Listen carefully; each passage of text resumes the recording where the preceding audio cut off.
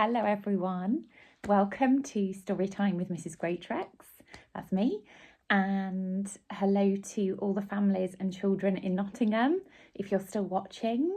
I know Nina watches, so hello Nina, really miss you, and it makes me very happy that you're still watching my videos, my story videos, and also Mila.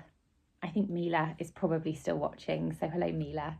And to all my new children at my new school in Suffolk, I just want to tell you about my story channel. So not every week, but every now and then I will put on a story that we've had in class, and then you can watch it at home, you can share it with your grown-ups, you can talk about it. And I'm going to start by reading you a story that we've done already, that we've looked at lots. And it was, can you remember the name? What Happened to You? And it's about a boy called Joe. And I know you know this because we did this every day and you were so super at remembering.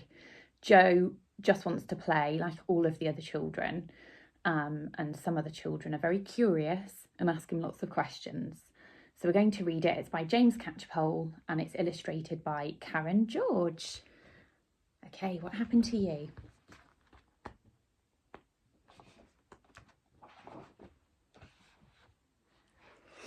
Joe was playing his favourite game.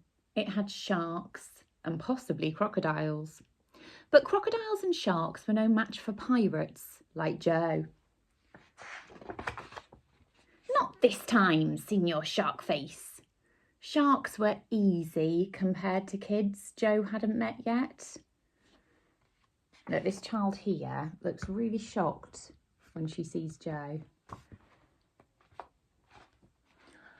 You've only got one leg, said a kid. Yup, said Joe, and you've just squashed my shark.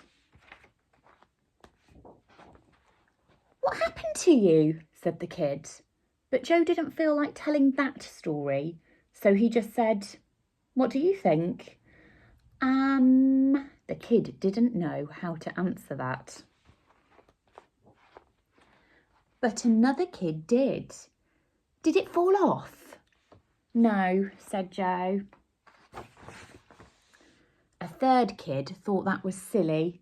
Legs don't fall off, she said. Kid number 4 agreed. He asked, was it a burglar? And then kid 2 thought very hard and said, the class liked this bit a lot, did it fall off in the toilet? No and no and no, said Joe. This is a trick, isn't it? You're hiding it, said kid 5. No, said Joe, and stop staring at my bottom.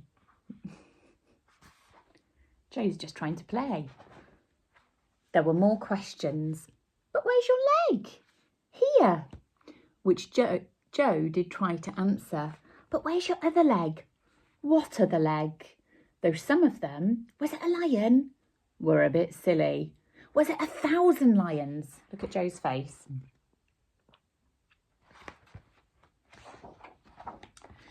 Yes, said Joe, it was 1,000 lions. Really, said the kids. No, shouted Joe. Love this illustration. There's no words on that page, it's just Joe thinking. And I've noticed he's stopped playing. He was playing before and he was using his imagination, but all of these questions have just made him think, I don't want to play anymore. He's feeling very sad.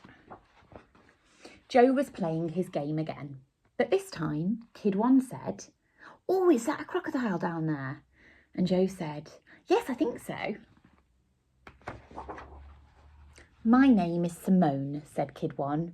My name's Joe, said Joe. And there are sharks down here too. They especially like to eat pirates. Pirates, said Simone. Pirates, said Joe. Cool, said Simone, and Yuto and Casper and Maney and Ibrahim.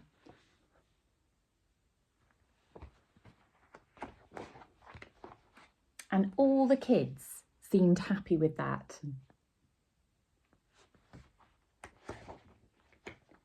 Later, Simone asked, Do you ever get bored of that question about your leg that you don't have? What do you think? Said Joe. Simone did know how to answer that, but Joe had a question of his own. Do you still need to know what happened? No, said Simone. And Joe seemed happy with that. The end. And then there is this bit here at the very end, and that is the author, that's James Catchpole, and there's a little letter to parents, and James is like Joe. He's got one leg, and he had just noticed that when he was out and about, children are very curious and kept asking him what happened, and sometimes he wanted to say and other times he didn't. So we don't know what happened to Joe. We still don't know, and that is okay. We don't need to know, but it is lovely that they ended up playing with him, and they became friends and joined in his game. And there are some more of these books.